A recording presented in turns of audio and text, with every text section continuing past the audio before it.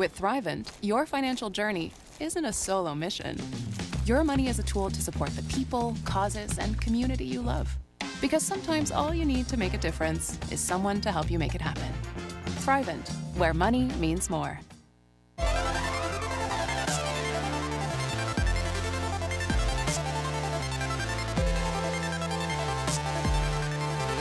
All of you for coming here from all over the world to honor and celebrate my Charlie.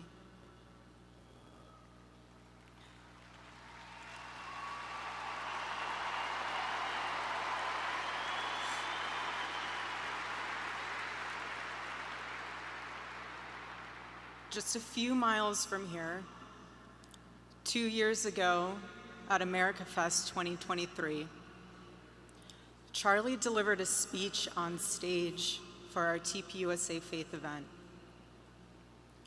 Charlie loves speaking off the cuff. He was very good at that, without a script. So I personally didn't know what he was going to say. And what he chose to speak about that day was his submission to the will of God. He quoted one of his favorite Bible verses, Isaiah chapter 6, verse 8. "Here I am, Lord. Send me." After Charlie finished, I met him backstage, and I spoke to him, and I'll never forget this. I said, "Charlie, baby, please talk to me next time before you say that statement." Because when you say something like that, there is so much power in that verse. When you say, "Here I am, Lord, use me," God will take you up on that. And he did with Charlie.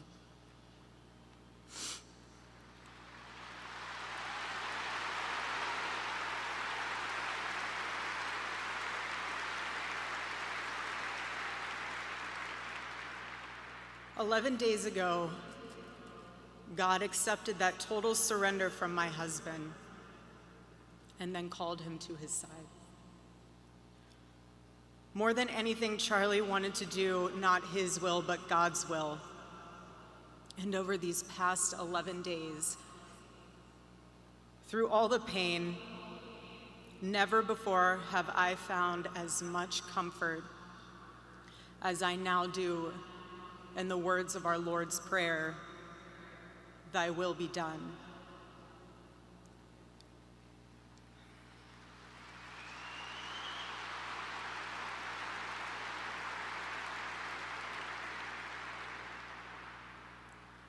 God's love was revealed to me on the very day my husband was murdered. On the afternoon of September 10th, I arrived at a Utah hospital to do the unthinkable, to look directly at my husband's murdered body. I saw the wound that ended his life. I felt everything you would expect to feel. I felt shock. I felt horror, and a level of heartache that I didn't even know existed. But there was something else too. Even in death, I could see the man that I love. I saw the one single gray hair on the side of his head, which I never told him about. Now he knows. Sorry, baby, I'm telling you now, but never told him. Didn't want to. I also saw this. I also saw on his lips the faintest smile. And that told me something important. It revealed to me a great mercy from God in this tragedy. When I saw that, it told me Charlie didn't suffer. Even the doctor told me. It was something so instant that even if Charlie had been shot in the operating room itself, nothing could have been done. There was no pain, there was no fear, no agony. One moment, Charlie was doing what he loved, arguing and debating on campus, fighting for the gospel and truth in front of a big crowd. And then he blinked. He blinked and saw his Savior in paradise.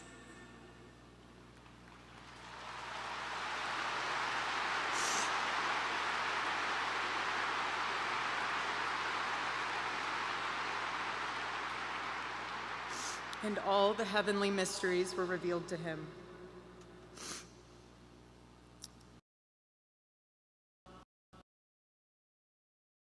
That followed. The next day on the tarmac in Air Force Two, I confronted Usha Vance, precious woman. I held her hand and I told her, honestly, I do not know how I am going to get through this. She told me something. She said, you know when you're on an airplane with your kids and it's the last 15 minutes of the flight and things are crazy, kids are not cooperating, toys are flying everywhere and everyone's screaming, and you think to yourself, I cannot wait for this flight to land. And it's 15 minutes before you land. And she told me, you will get through these 15 minutes and the next 15 minutes after that. Usha, I don't think you realized it then, but those words were exactly what I needed to hear. But most of all, God's mercy and God's love have been revealed to me these past 10 days. After Charlie's assassination, we didn't see violence. We didn't see rioting.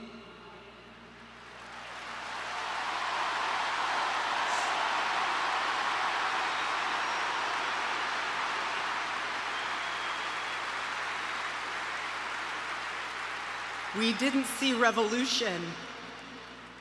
Instead, we saw what my husband always prayed he would see in this country. We saw revival.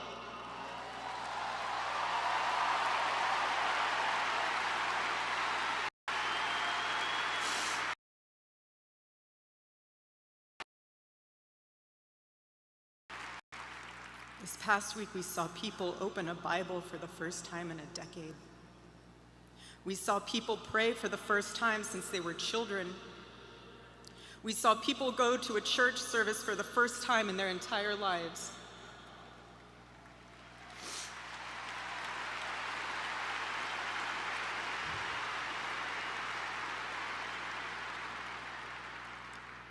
Charlie liked to journal. And I say this because he did it to remember important moments and sayings that affected him. And one of the things he wrote in his journal was this: every time you make a decision, it puts a mark on your soul. To those of you out there who just made that decision and took the first step toward a spiritual life, I say thank you and welcome.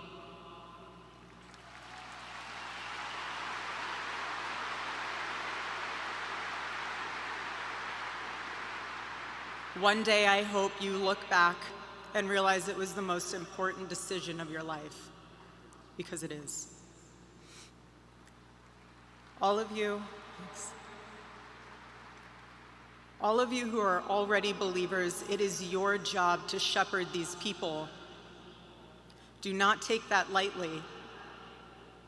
Water the seed of their faith. protect it, and help it grow. Every day as Charlie rode into the office, he would go through his contact list, and I know there's many of you who were impacted by this. He would go through his contact list and send Bible verses for the day. He knew that faith was a habit. The more you live it, the more it grows. But know this too, the seed has only just been planted. The enemy will tempt you the most in a time like this one. God will always be there for you, but you must choose to mark your soul again and again in the direction of Christ.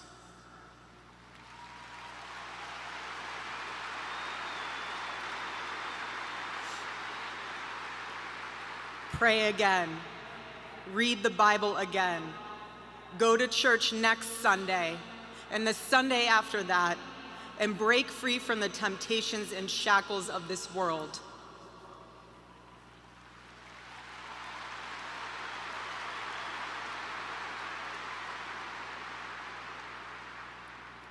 Being a follower of Christ is not easy.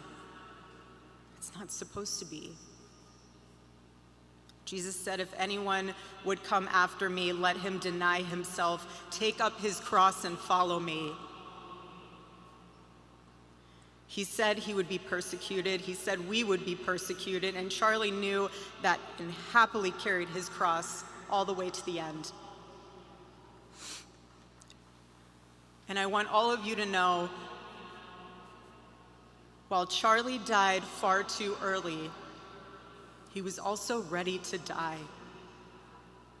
There was nothing he was putting off. There was nothing that was too hard or too painful, or nothing that he just felt like he didn't want to do it. He left this world without regrets. He did 100% of what he could every day. But I want you to know something. Charlie died with incomplete work, but not with unfinished business.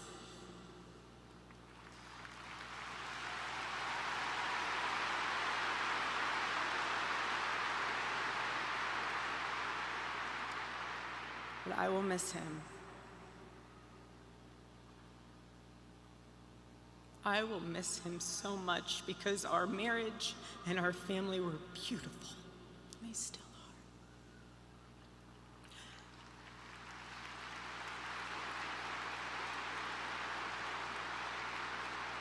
The greatest cause in Charlie's life was trying to revive the American family. When he spoke to young people, he was always eager to tell them about God's vision for marriage and how, if they could just dare to live it out, it would enrich every part of their life in the same way that it enriched ours. And someone once asked me how Charlie and I, how we kept our marriage so strong when he was busy traveling. And our little secret, it was love notes. Every Saturday, Charlie wrote one for me, and he never missed a Saturday. And in every single one of them, he'd tell me what his highlight was for the week, how grateful he was for me and our babies. And always at the end, he would always end it with asking the most beautiful question. He'd always end it by asking, please let me know how I can better serve you as a husband. Charlie perfectly understood God's role for a Christian husband. A man who leads so that they can serve.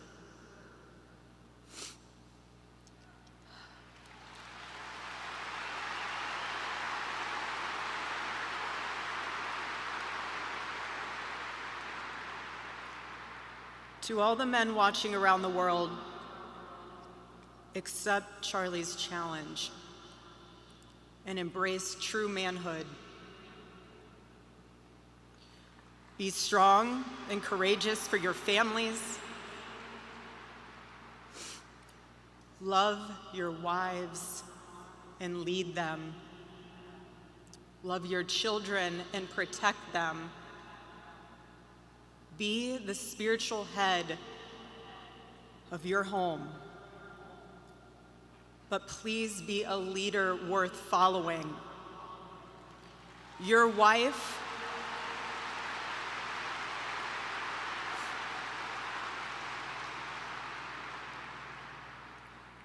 is not your servant. Your wife is not your employee. Your wife is not your slave. She is your helper.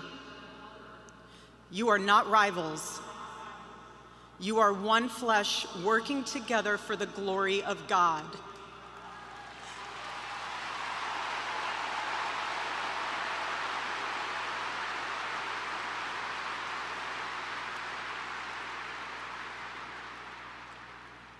I was Charlie's confidant.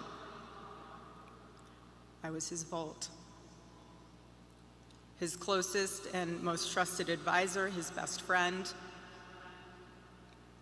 I poured into him and loved him so deeply, empowered him, because his love for me drove me to be a better wife. Every day he honored me, and I prayed that I could be the wife that God needed me to be for my husband. Women, I have a challenge for you too. Be virtuous. Our strength is found in God's design for our role. We are the guardians. We are the encouragers. We are the preservers. Guard your heart. Everything you do flows from it. And if you're a mother, please recognize that is the single most important ministry you have.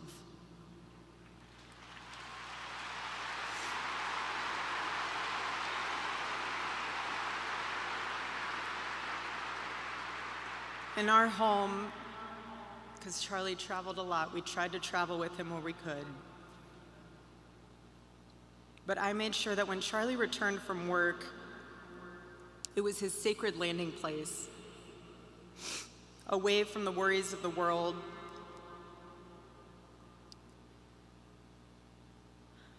I didn't make him feel guilty for being away too long or too much, or getting home too late. I always told him, home is here for you, and it'll be ready for you. And I made it into this place where he wanted to be as soon as possible when he was on the road. There was no keeping score between us. We were a team, working together for the same mission. I never wanted to be the one standing between Charlie and the task that God prepared for him, had set for him. And I knew Charlie would always do his best to help me with the same.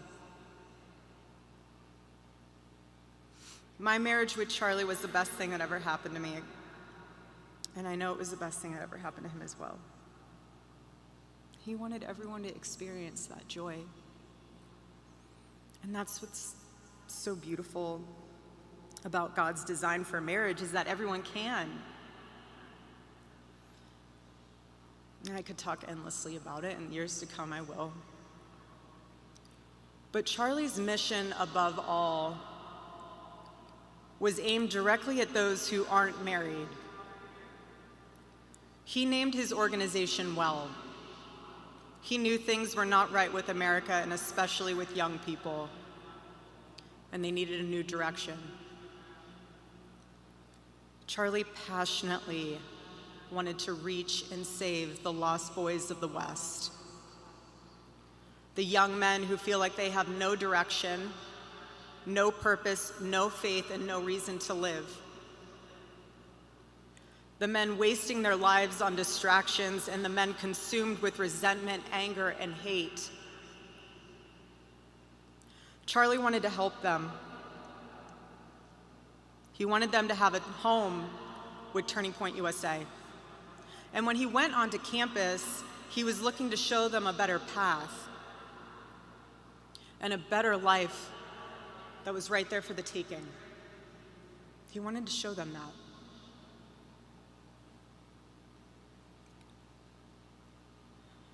My husband, Charlie, he wanted to save young men just like the one who took his life.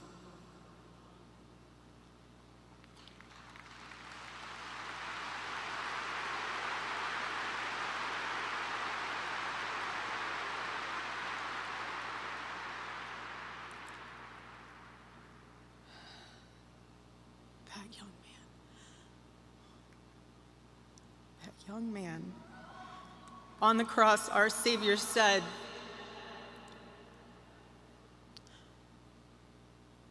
"Father, forgive them, for they not know what they do." That man, that young man, I forgive him.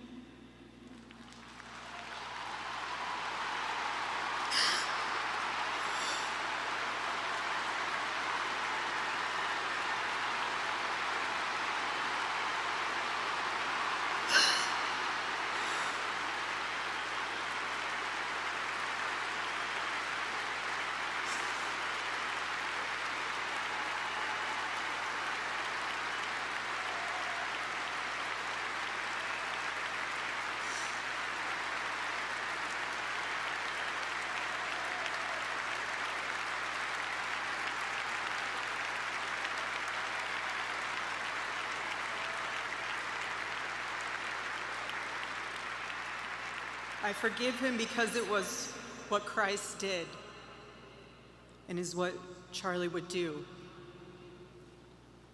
The answer to hate is not hate. The answer we know from the gospel is love, and always love.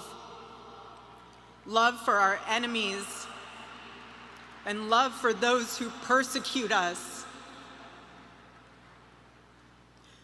The world needs Turning Point USA.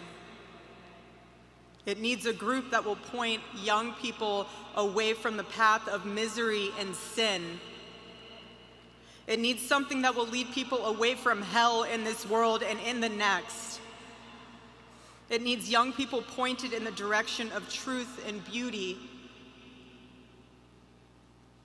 And so I promise you today, every part of our work will become greater.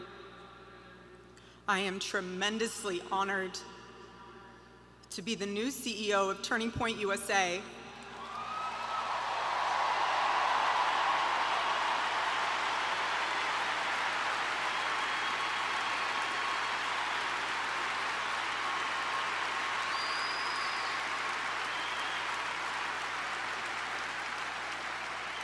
I do not take that lightly.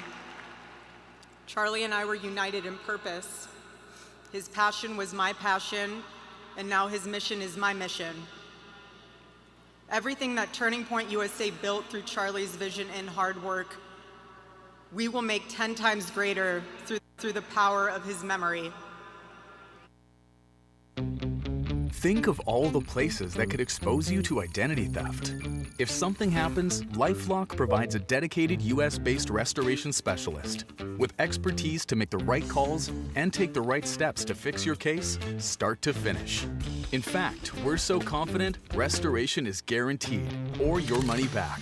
Don't face identity theft alone. Protect your future and finances with the leader in identity theft protection, LifeLock, for the threats you can't control.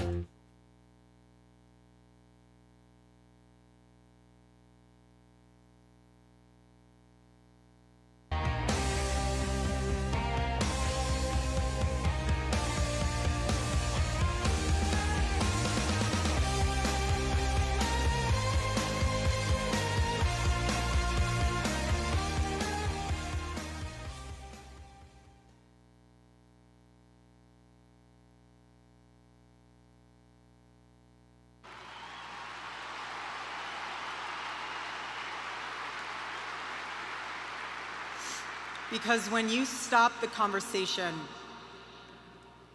when you stop the dialogue, this is what happens. When we lose the ability and the willingness to communicate, we get violence. And as I stand here now and I look at this beautiful photo of my husband in front of me hanging in the stadium, I think of my husband 13 years ago. I hadn't met him yet. He was 18 years old, a man barely out of high school, running around the halls of the RNC without $1 in his pocket and a single contact in his phone. People who saw him said that he didn't know what he was doing, but he did. He did know what he was doing. He knew exactly what he was doing. He was going to change the world, and he did. Charlie's life was a turning point for this country. It was a miracle. Let that miracle, that was Charlie's life, be your turning point as well. Choose prayer. Choose courage. Choose beauty. Choose adventure. Choose family. Choose a life of faith. Most importantly, choose Christ.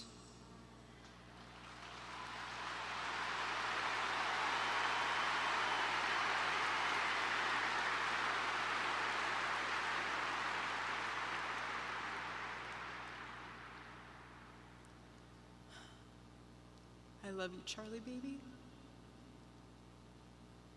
And I will make you proud. God bless you all, and God bless America.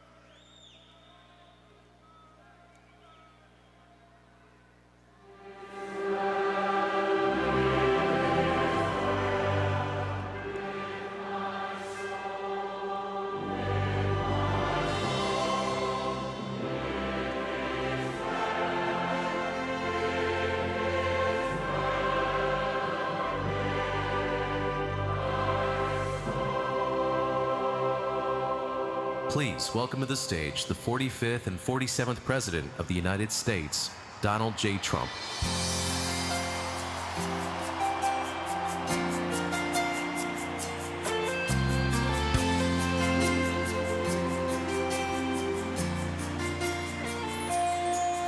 If tomorrow all the things were gone, I'd work for all my life, and I had to start again with just my children and my wife.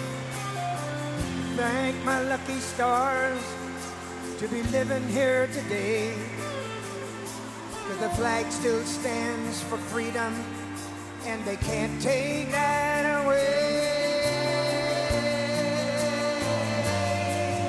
And I'm proud to be an American, where at least I know I'm free. And I won't forget the men who died, who gave that right to me. And I gladly stand up next to you and defend her still today. But 'cause there ain't no doubt I love this land. God bless the USA.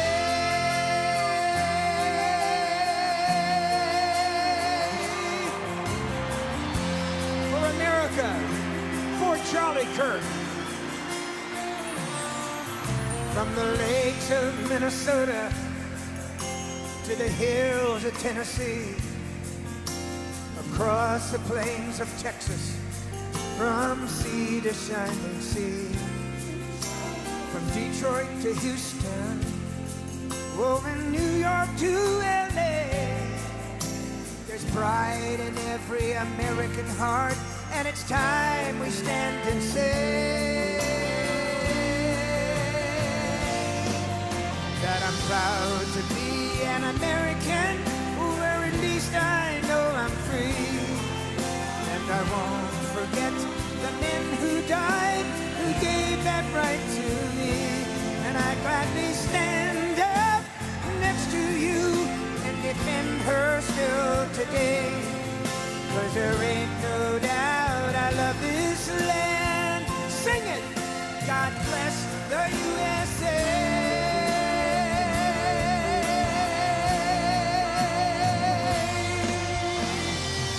Proud to be an American, where at least I know I'm free. And I won't forget the men who died, who gave that right to me. And I gladly stand up next to you and defend her still today.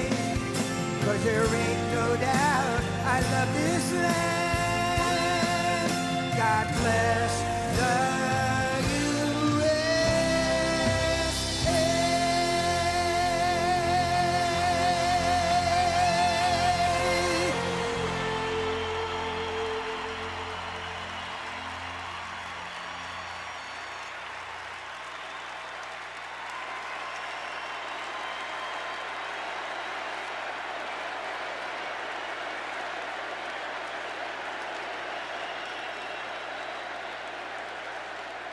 Well, I want to thank you very much, Lee.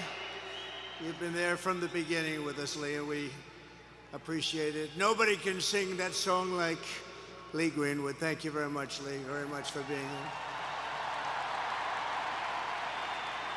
And his voice has not changed, you know? Pretty amazing. And a special thank you to Erica, because today, America is a nation in grief, a nation in shock, and a nation in mourning. Less than 2 weeks ago, our country was robbed of one of the brightest lights of our times, a giant of his generation, and above all, a devoted husband, father, son, Christian, and patriot. Charles James Kirk was heinously murdered by a radicalized, cold-blooded monster for speaking the truth that was in his heart. He was violently killed because he spoke for freedom and justice, for God, country, for reason, and for common sense. He was assassinated because he lived bravely, he led boldly, and he argued brilliantly without apology. He did what was right for our nation. And so on that terrible day, September 10th, 2025, our greatest evangelist for American liberty became immortal. He's a martyr now for American freedom. I know I speak for everyone here today when I say that none of us will ever forget Charlie Kirk, and neither now will history.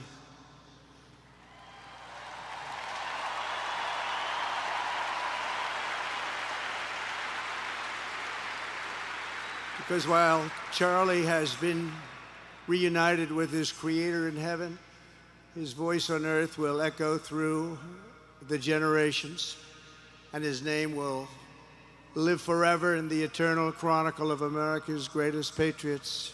He will live forever. To Charlie's incredible and beautiful widow, Erica, We know the weight of this monumental loss is almost unbearable. But even in the midst of heartache and pain too great to even fathom, you have somehow found the strength and deep faith to be a comfort to millions and millions of people. And thank you very much, Erica. Thank you very much.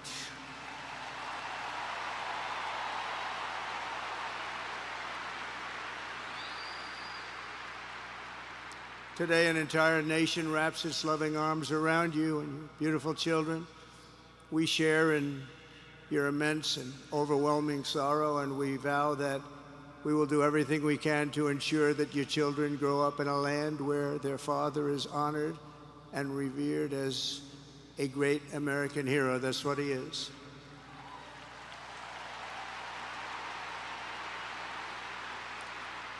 To Charlie's parents who lost their beloved son, and to the entire Kirk family, we know that no words can ever be enough to fill the void he leaves behind. That's a void that just can't be filled. But I hope the extraordinary outpouring of emotion over these past 11 days has comforted you with the knowledge that your son brought more good and love into this world in his 31 short years than most people, even very, very successful people, can bring in a lifetime.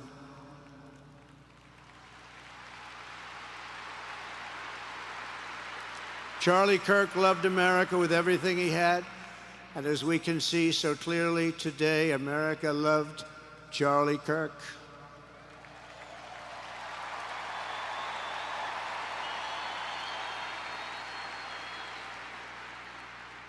And he could always draw a big crowd. Look at this today. Look at what's gone on.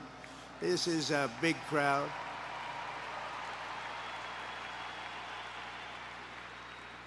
Here today we have the Vice President of the United States, J.D. Vance.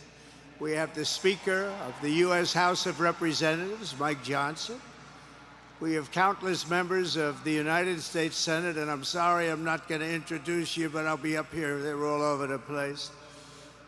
And likewise, the House of Representatives, they're all over this big stadium. This is not an arena, this is a stadium. Our great cabinet and this stadium packed with rafters of people, not to mention the one across the street that also has tens of thousands of people, and they're watching us on screen right now.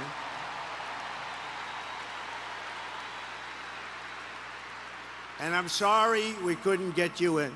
If anybody would like to give up your seat, please walk across the street. But this is like an old-time revival, isn't it? An old-time revival.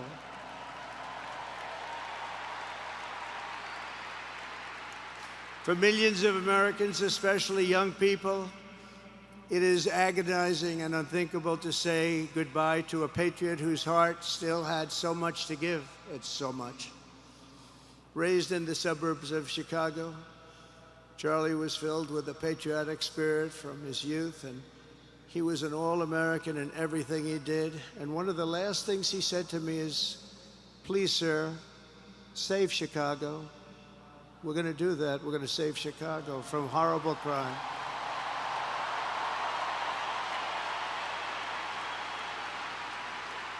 In high school, he was the quarterback of the football team and the captain of the basketball team. He was a good athlete. A lot of people don't know that about Charlie.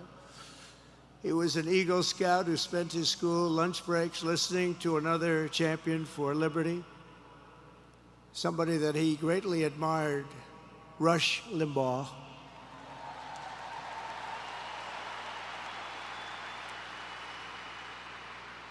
But what was even more important to Charlie than politics and service was the choice he made in the 5th grade, which he called the most important decision of his life, to become a Christian and a follower of his Savior, Jesus Christ.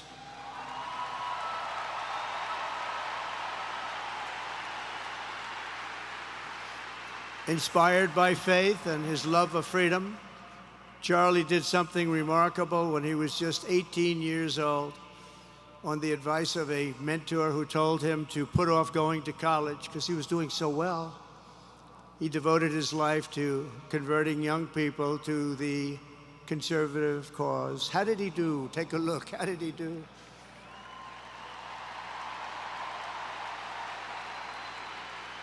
In 2012, 2 days after graduating high school, and with just $1,800 in his pocket, the young man from Illinois, who no one had ever heard of, started an organization whose grand ambitions were captured in its name, Turning Point USA. Great name.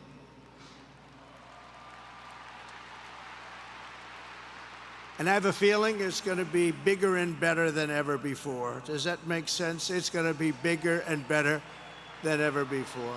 Look at what's happening. 12 years ago, Charlie walked onto his first college campus, the very liberal University of Wisconsin at Madison. He set up a card table and put up a sign with 3 words: "Big government sucks." Could you believe that? That's Charlie. That day, Charlie talked to every student who approached him, most of whom were probably quite a bit older than he was. Finally, after many hours, he found the first ever Turning Point chapter leader. His first year out of high school, Charlie traveled 300 days raising money and taking his message to campuses all over the country. He lived out of his parents' basement, and they actually loved having him there. They loved Charlie. Everybody loved Charlie. And on the couches of friends and supporters, he lived off couches for 2 years, 3 years, then life started getting a little bit different, but he was always the same. For 5 years, he refused to take a paycheck, but day after day, he worked from 5 a.m. in the morning till 11 p.m. in the evening, always. His staff remembers that he wore Walmart jeans and T-shirts from the Goodwill store. Remember the Goodwill store? It wasn't easy, but Charlie wasn't in it for money at all, never has been. Money was never his thing. He was always in it for the mission. As he liked to say even back then, we have a country to save. Just what he did. He'd call me all the time, "Sir, we have a country to save." I said, "Charlie, thanks very much for telling me that. I appreciate it." Charlie volunteered for my 2016 campaign and traveled the nation with my son Don and Eric. I got to know him very well and saw immediately that Charlie was actually a master builder of people. It was Charlie who first started organizing young black conservatives hungry for support and leadership. It was Charlie who stood up for persecuted Christians and Jews on college campuses. It was Charlie who helped bring online censorship, free speech, and cancel culture to the fore of our political debate. He was right up there with me.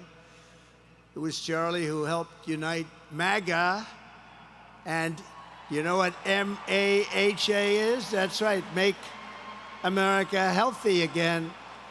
And tomorrow we're going to have one of the biggest announcements, really medically, I think, in the history of our country. We're going to be doing it with Bobby and Oz and all of the professionals. I think you're going to find it to be amazing. I think we found an answer to autism. How about that? Autism. Tomorrow, we're going to be talking in the Oval Office in the White House about autism, how it happens, so we won't let it happen anymore, and how to get at least somewhat better when you have it, so that parents can help their child, their beautiful child. That's a big one. I've been bugging everybody over there, get the answer to that. You know, 20 years ago, 1 in 10,000 were born with autism. 20 years ago. The most recent survey says 1 in 12. How bad is that? That's for young boys, baby boys, but also girls, a little bit better. It's about 1 in 20, but we can't, because obviously there was something really wrong, and we think we know what that is.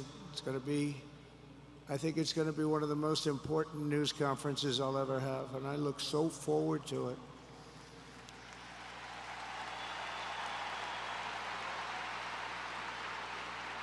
And you know who else looked forward to it? Because he knew I'd tell him a little bit about what was going on, was Charlie. He would have been front row center, believe me. We'll be missing him tomorrow. It was such a big deal for him, too. He brought together Donald Trump, Bobby Kennedy, right here in the great state of Arizona 1 year ago. Remember that? What a night, what a day that was. And it was Charlie who was among the first to speak to me about a man from Ohio by the name of J.D. Vance. Have you ever heard of him? He's doing a good job.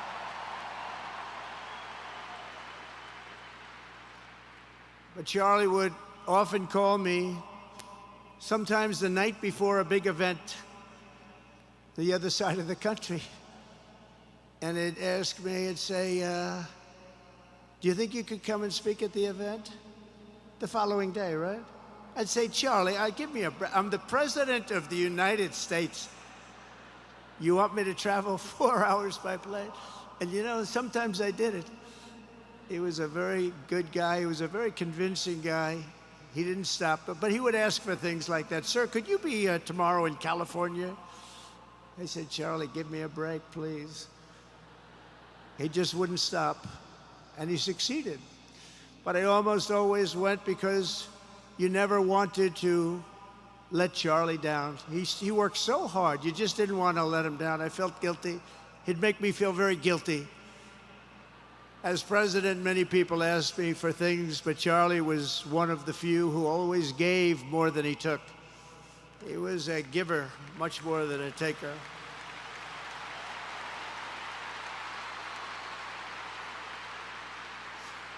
And no matter how big Charlie became, no one was too small for him to notice. He was good to everybody, didn't matter.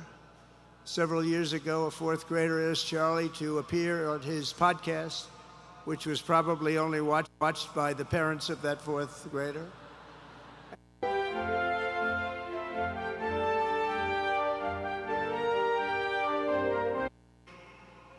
Asked for advice. Charlie replied, the left, I call it the right.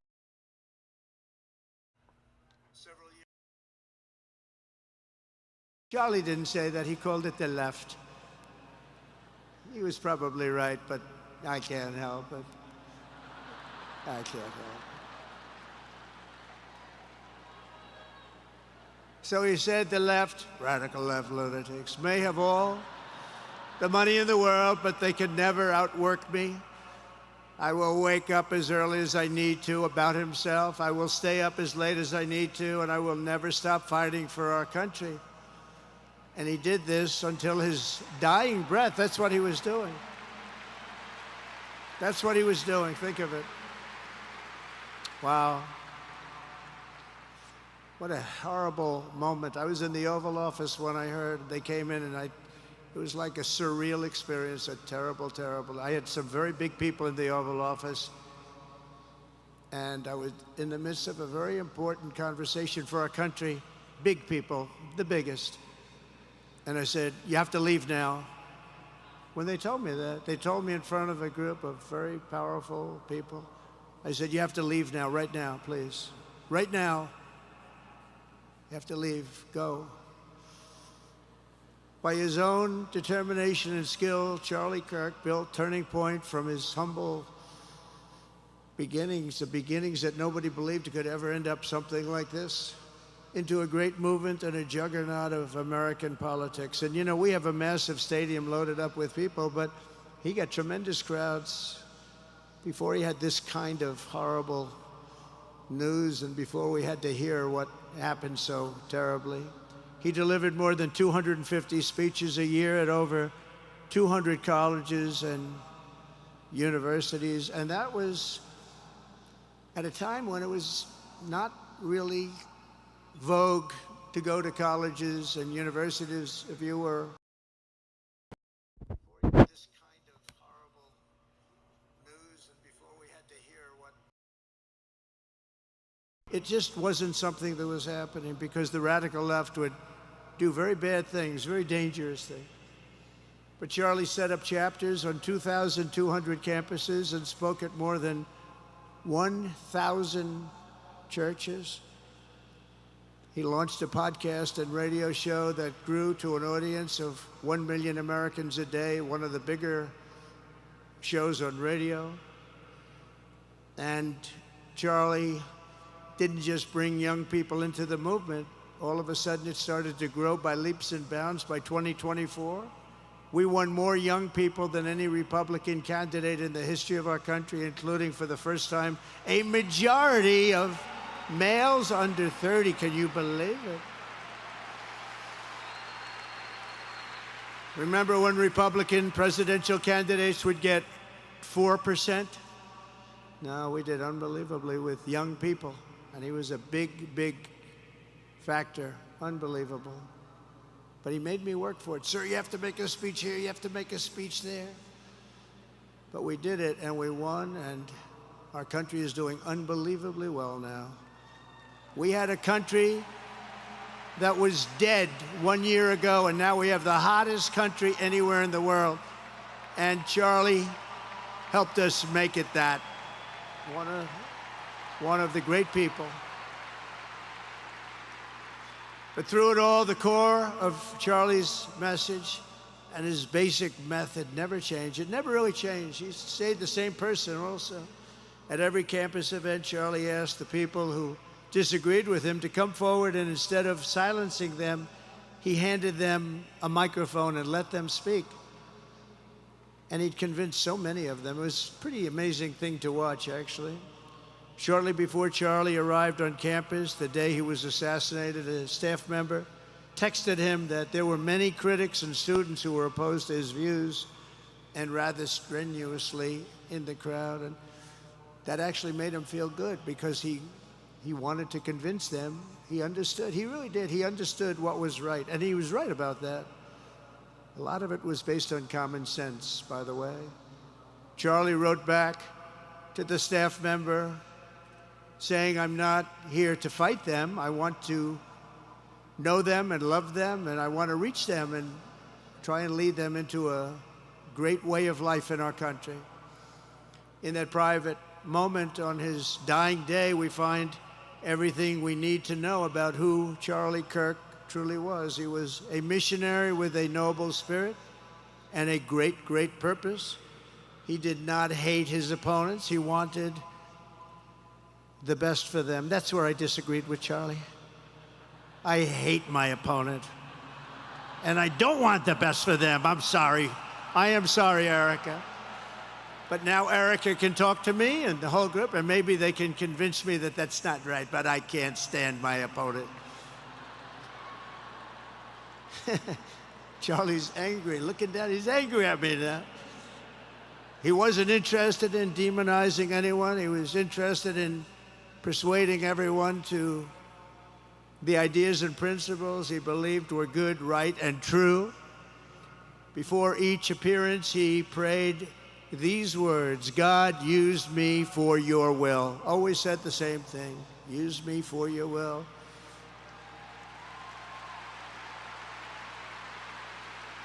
And that is exactly what God did. When you think, that's exactly what he did. The more success Charlie had, and he was getting more and more successful, the more dangerous his mission became. On campuses all over the country, his quest for open dialogue was met with menacing hate. There were bomb threats, pulled fire alarms, and countless rage-filled radicals who tried to shout him down. It was nasty. I used to say, Charlie, this is nasty stuff you're doing. At one event, police had to build barricades to protect students from an angry mob of thugs. Many of these people, by the way, are paid a lot of money to do this. They're agitators. They're paid agitators. Remember that. When you see they all have the same beautifully printed sign, every sign is identical, comes out of a top-level print shop. That's not the signs that are made in somebody's basement. Those are paid for by very bad people, and hopefully we're going to be finding out through the DOJ who those people are.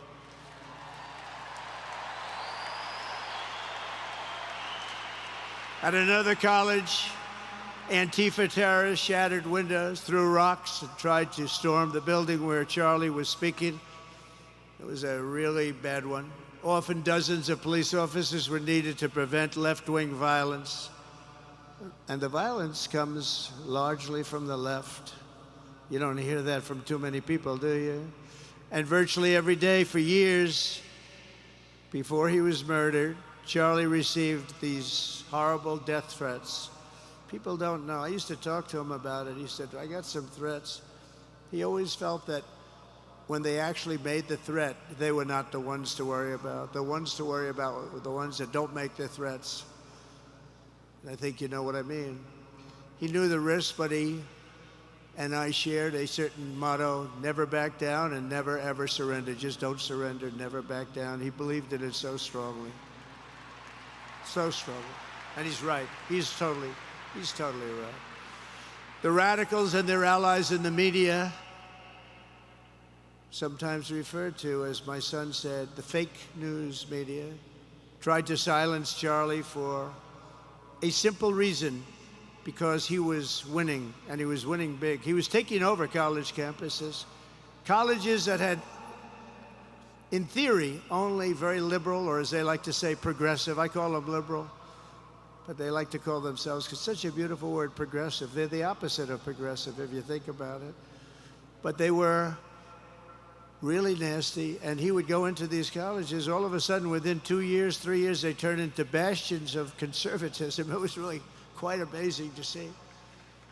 They lied about him because they did not want you to listen to him or to learn from him, because what he was talking about and even preaching made so much sense. Everywhere he went, he won the debates, he won the hearts, he won the minds, and yes, he won the elections for people. He helped us, he helped other people. We won the biggest election in the history of our country, I believe.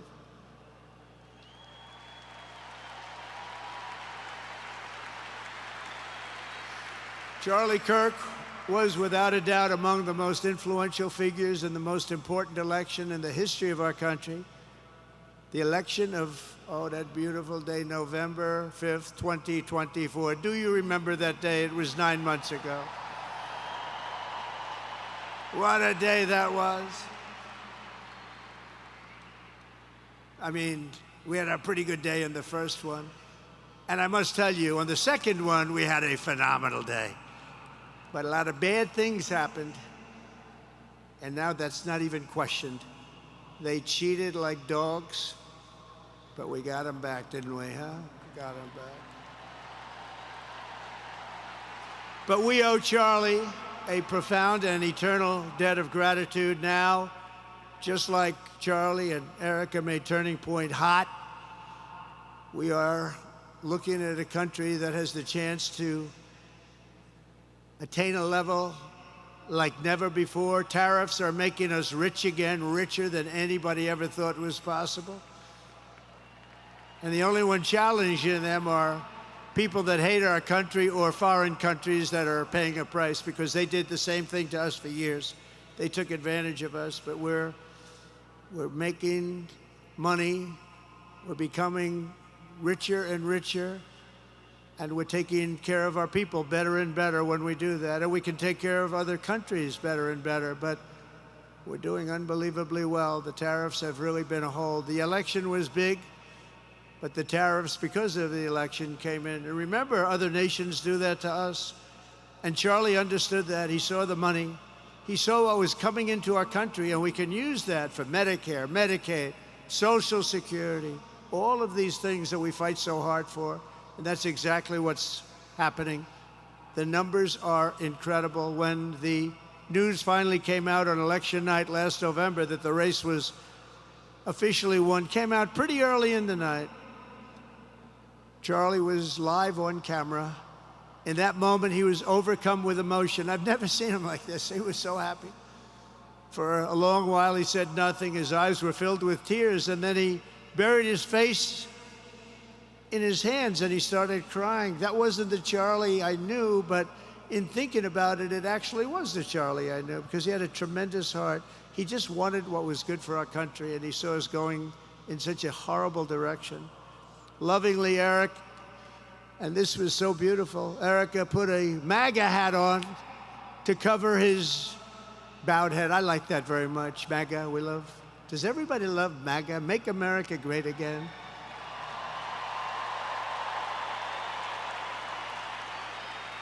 When Joe Biden used to get up, remember the speeches? We will stop MAGA. We will stop MAGA. You know, he could barely get the words out. We will stop. I said, can somebody inform him the MAGA means Make America Great Again? How do you say you're going to stop it?